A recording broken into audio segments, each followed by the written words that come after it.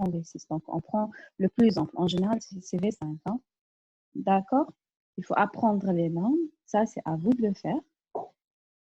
Et le Cornell, il y en a aussi qui l'a écrit. Donc, c'est R. Je vous ai dit, Cornell, ce colloque, c'est uniquement en précordial. Cornell, c'est entre précordial et périphérique. Donc, au niveau périphérique, vous prenez AVL, donc c'est R en AVL, plus S en V3. Et les normes du Cornell, c'est combien?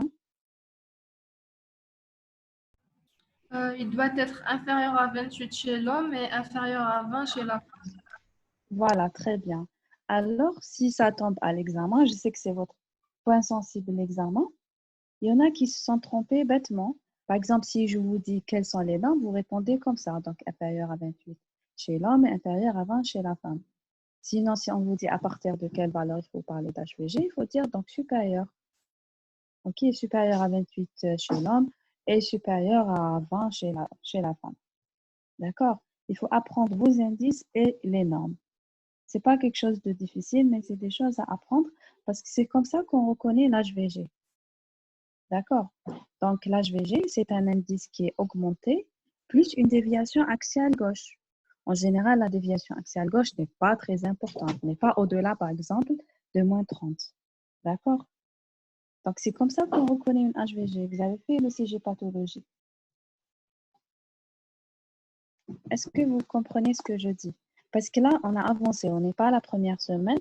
C'est pour ça que je préfère vous parler de CG normal et parallèlement de pathologie. OK? Donc, les indices, c'est à apprendre. Maintenant, on a fini le QRS. Qu'est-ce qu'il y a? Il ne reste pas beaucoup. Hein. Après, on fera quelques ECG. Après le QRS, qu'est-ce qu'il y a?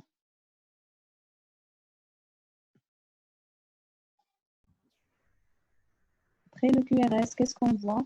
Intervalle, segment ST. Très bien. Donc, on voit la repolarisation. Donc, la repolarisation, c'est segment ST et rond de T. D'accord? Le segment ST, il est normalement comment? Donc, ici, vous avez les indices, mais il faut les apprendre. Isoélectrique. Une seconde, juste un truc pour les indices.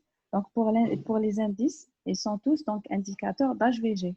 Quand il y a une déviation axiale gauche avec un indice qui est augmenté, c'est une HVG. Mais pour l'indice de Louis que vous voyez ici, donc l'indice de Louis, donc il est un peu difficile à apprendre, mais c'est... Attendez, comment... Donc l'indice de Louis, on peut diagnostiquer aussi l'HVD, l'hypertrophie ventriculaire droite. Est-ce que quelqu'un vous a parlé des hypertrophies? Est-ce que vous avez fait les hypertrophies? HAD, HAG, HVG, HVD. Est-ce que vous les avez fait quand vous avez fait ECG pathologique? Normalement, si.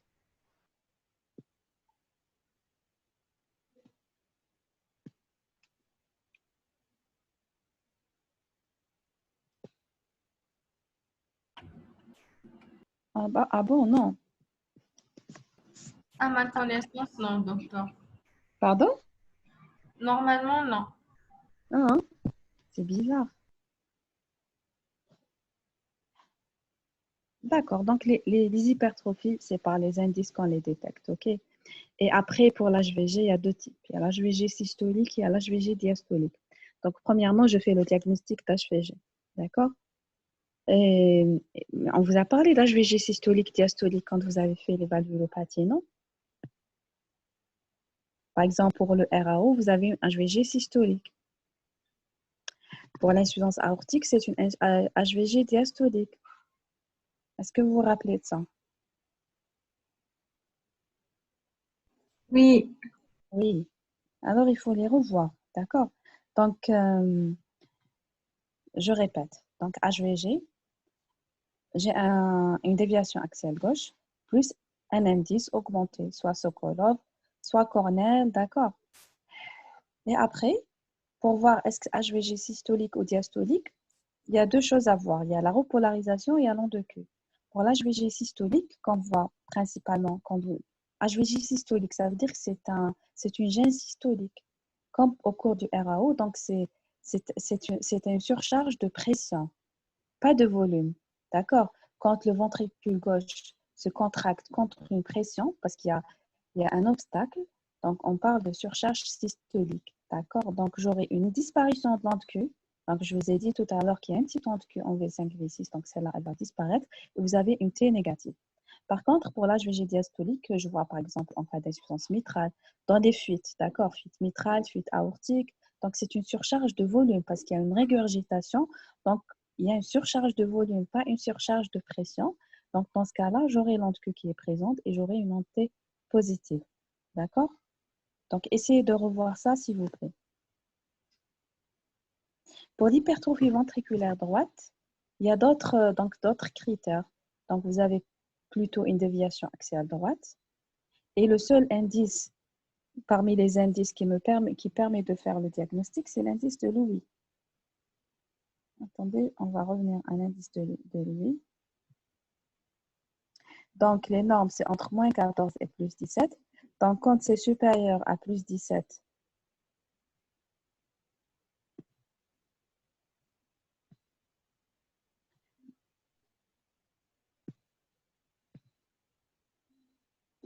donc, quand c'est supérieur à plus 17, c'est une hypertrophie ventriculaire gauche. Quand c'est inférieur à moins 14, c'est une hypertrophie ventriculaire droite. Pardon. Mais pour l'hypertrophie ventriculaire droite, il y a d'autres indices aussi. Par exemple, R sur S, ça, il faut les faire hein, en V1. On a dit que normalement, en V1, il y a une petite R et une grande S. Quand il y a une augmentation de l'onde R par rapport à l'onde S en V1, c'est en faveur d'une HVD aussi. Par exemple, d'accord? Est-ce que vous comprenez ce que je dis?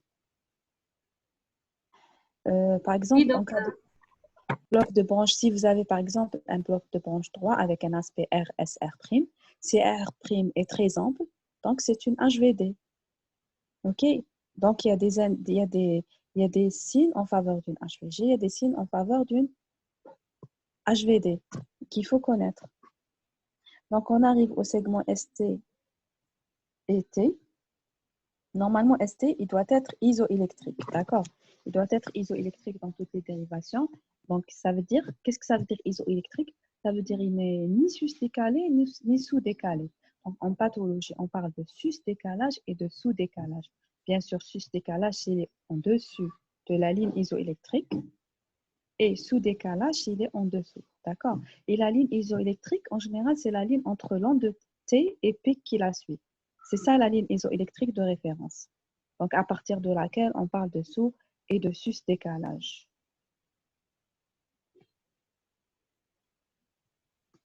Donc, et bien sûr, si vous avez, puisqu'on parle de pathologie aussi, si vous avez un sus-décalage, il faudrait décrire. Si vous avez un sous-décalage, il faudrait décrire aussi. Alors, comment décrire un sous-décalage, un sus-décalage? Donc, ici, attendez, je mets mon curseur.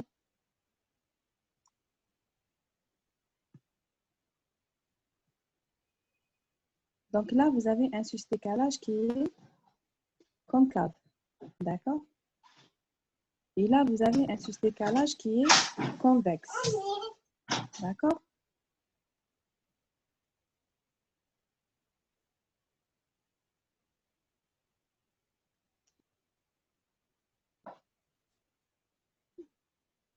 Donc, le sus-décalage convexe, vous le voyez quand est-ce que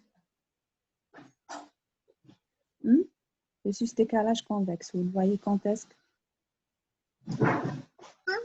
IBM. syndrome coronaire ST+, donc c'est le sténé. Et le concave?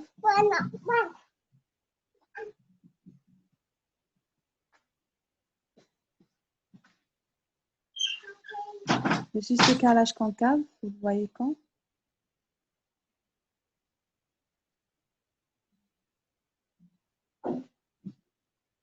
J'attends la réponse.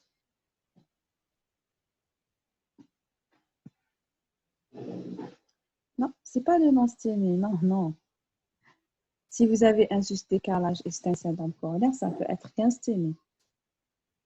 Il n'y a pas une autre pathologie où vous avez vu qu'il y avait un sus-décalage quand vous avez fait vos cours. C'est vrai qu'il y a le sténé. Il y a une autre pathologie, on peut trouver un sus-décalage. Laquelle? du segment ST. Et vous avez fait ce cours, hein, je le sais.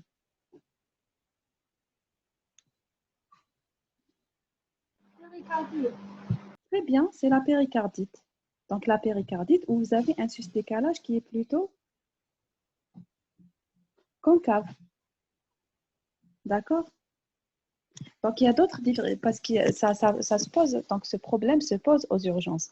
Quand vous avez un sus-décalage avec une douleur thoracique, ça peut être soit une péricardite, ça peut être aussi un syndrome coronaire aigu avec donc ST+, un STEMI. Et là, le traitement est complètement différent. D'accord, donc c'est important de faire, de faire la différence. Donc la différence, c'est la forme du juste décalage, mais aussi, qu'est-ce qu'il y a aussi comme différence? Qu'est-ce qui permet de faire la différence entre un juste décalage de la péricardite et le juste décalage du syndrome coronaire aigu? Il y a une autre différence à part la forme. Parce que la forme, c'est vrai qu'on dit ça, mais il y a toujours des formes atypiques. D'accord? Et parfois, vraiment se pose le problème. Lente queue, oui, mais c'est pas que ça. Je parle uniquement du segment ST. C'est vrai que STEMI, ça va évoluer vers lente queue. Donc, je peux avoir une lente queue qui commence à se creuser pour le syndrome coronaire aigu et ne pas l'avoir pour la péricardite. Mais il y a aussi un élément très important pour faire la différence. Lequel? Bon, bien sûr, en plus du contexte, des facteurs de risque, mais je parle uniquement en termes de CG. Il n'y a pas de baseline. Je n'ai pas compris ça. Qu'est-ce que vous voulez dire?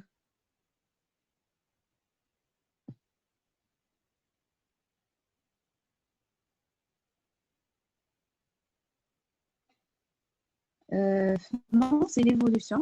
Alors, pour ne pas perdre beaucoup de temps, donc je vais répondre pour le segment, pour le sus-décalage de la péricardite, il est diffus. Donc, il touche toutes les dérivations. D'accord? Par contre, pour celui du syndrome coronaire aigu, il touche un territoire. Ça dépend de l'artère qui est touchée. Par exemple, si c'est l'artère interventriculaire antérieure, ce sera de V1 à V6. Donc, il y a des territoires bien précis. Si c'est une coronaire droite, ça va être le territoire inférieur, D2, D3, AVF. D'accord? Donc, c'est juste un territoire pour le syndrome coronaire. Normalement, vous ferez syndrome coronaire au cours de la semaine. D'accord? Mais pour la péricardite, c'est un sus-décalage qui est diffus. Et bien sûr, l'évolution après, l'évolution d'un STEMI et l'évolution d'un STEMI.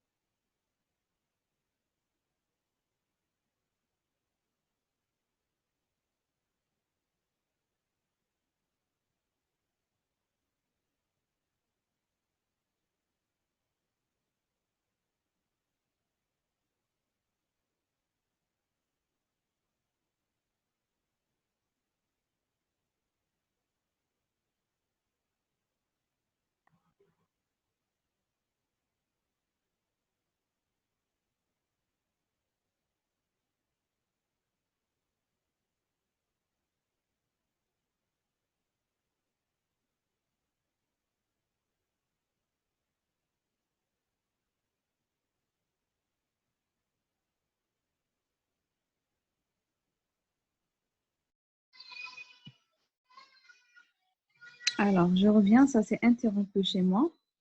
Alors, je disais la différence entre sus-décalage. Est-ce que vous m'entendez maintenant?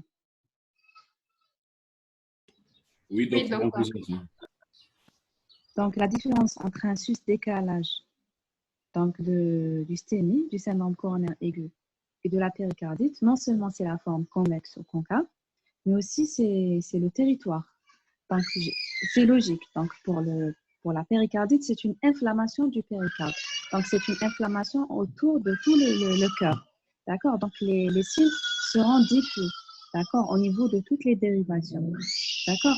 Par contre, pour le syndrome coronaire aigu, c'est juste un territoire. D'accord? Par exemple, le territoire antérieur. Est-ce que vous avez appris les territoires, les syndromes coronaires? Vous avez fait cours syndrome coronaire ou pas encore? Je sais que vous allez faire en TD. Les cours, je ne sais pas si c'est fait ou pas encore. Oui. Alors, il y a des territoires, par exemple, ça dépend du territoire du ventricule qui est touché.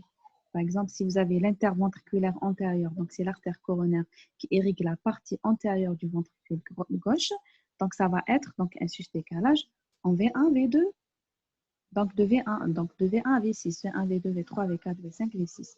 Et dans les autres dérivations, donc vous aurez plutôt une image en miroir, vous aurez un sous-décalage. Par contre, si par exemple vous avez un sténome, donc un syndrome coronaire au niveau de la coronaire droite, donc vous aurez un sus-décalage en D2, D3, AVF, donc c'est territoire inférieur. Et vous aurez des images en miroir dans le territoire antérieur, donc dans le territoire opposé. Contrairement à la péricardite où vous aurez un sus-décalage partout.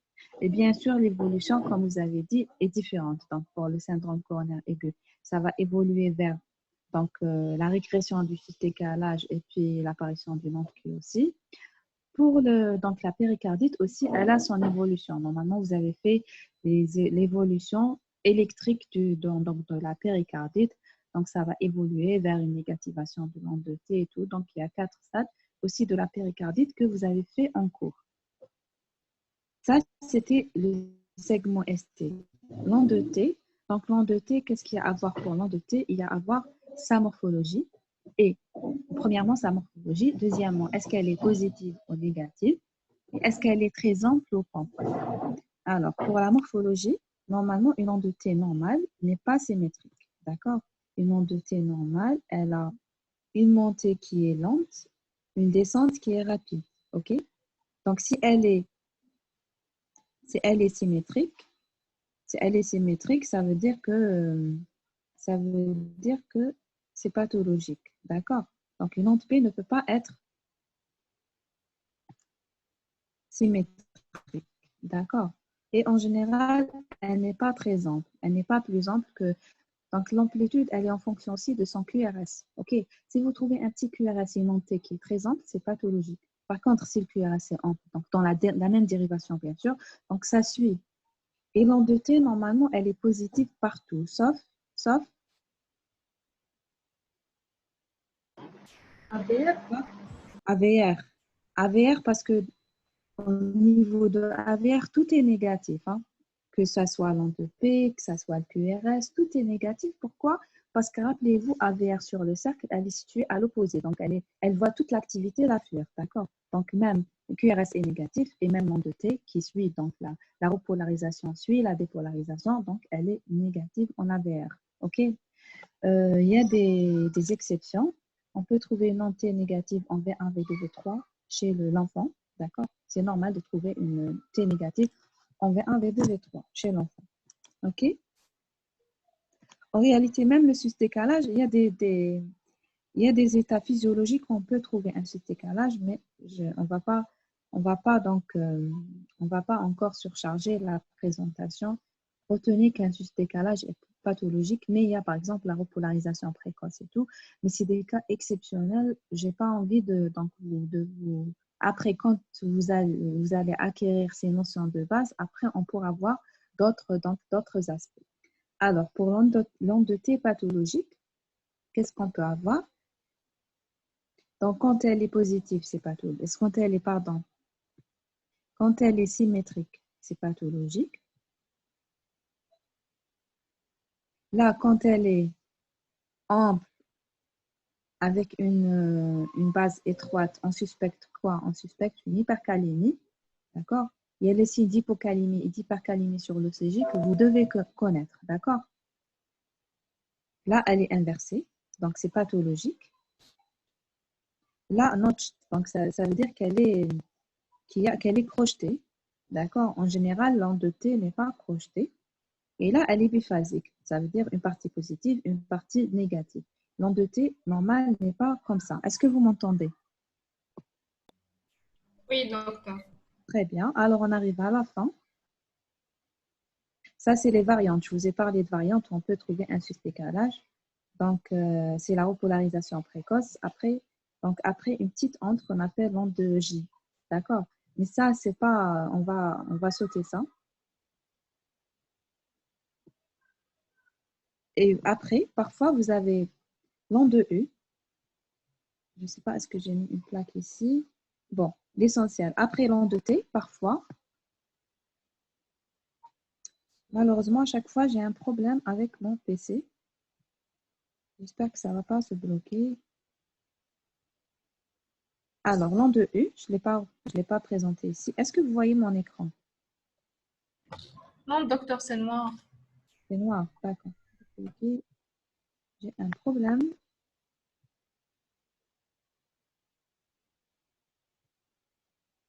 Bah, si ça ne se règle pas, je serai Docteur, obligée. réactivez le partage sinon. Non, c'est noir. C'est problème.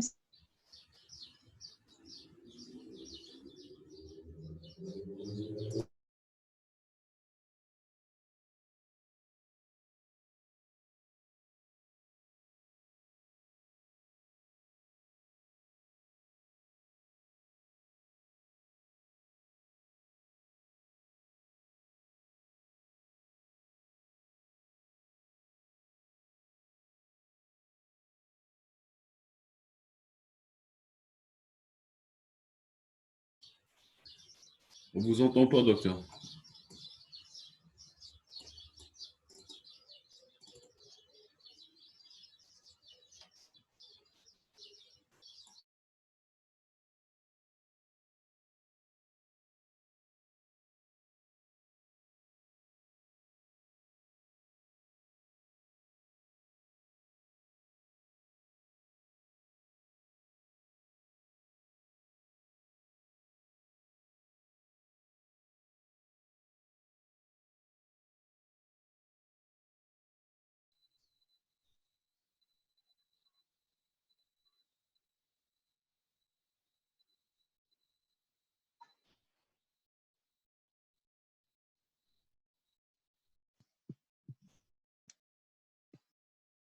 Alors, après l'onde U, après l'onde T, pardon, on peut trouver une onde E.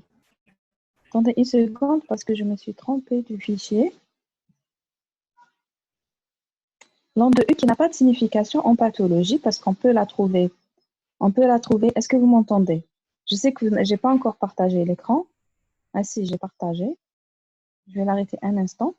Alors, l'onde U, elle n'a pas de signification en pathologie parce qu'on peut la trouver. Elle n'a pas de signification électrophysiologique. Donc, on ne sait pas pourquoi il y a cette onde U.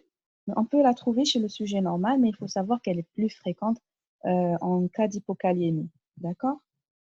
Est-ce que vous arrivez à m'entendre? On vous Oui, entend, docteur. docteur. Docteur.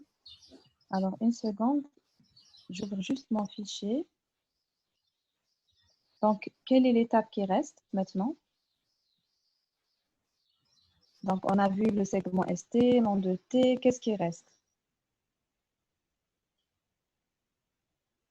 Qu'est-ce qui reste?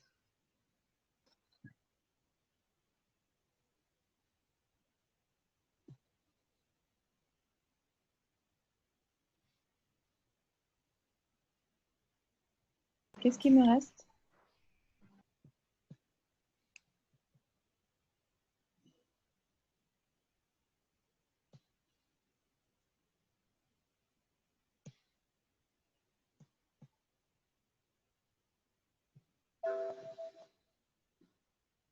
J'attends les réponses.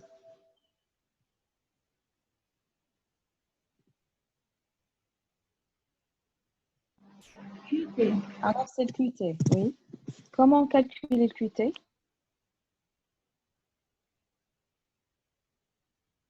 Comment calculer le QT?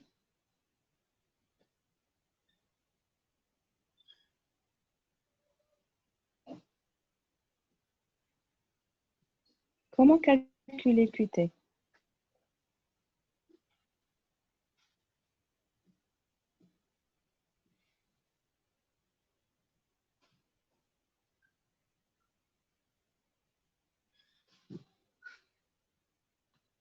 Alors,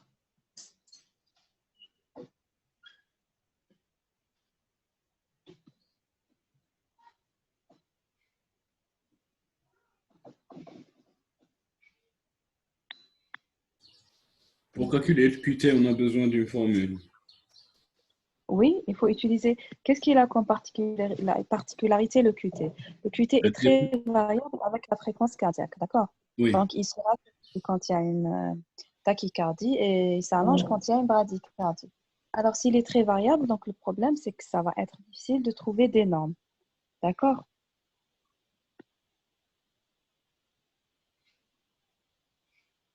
Donc, s'il est difficile de trouver des normes, donc il faudrait corriger en fonction, Du rythme cardiaque. de la fréquence cardiaque. Alors, la formule, c'est QT c'est QT mesuré. Donc, le QT mesuré, je le mesure soit en secondes, soit en millisecondes sur la racine carrée de RR. Est-ce que vous connaissez cette formule?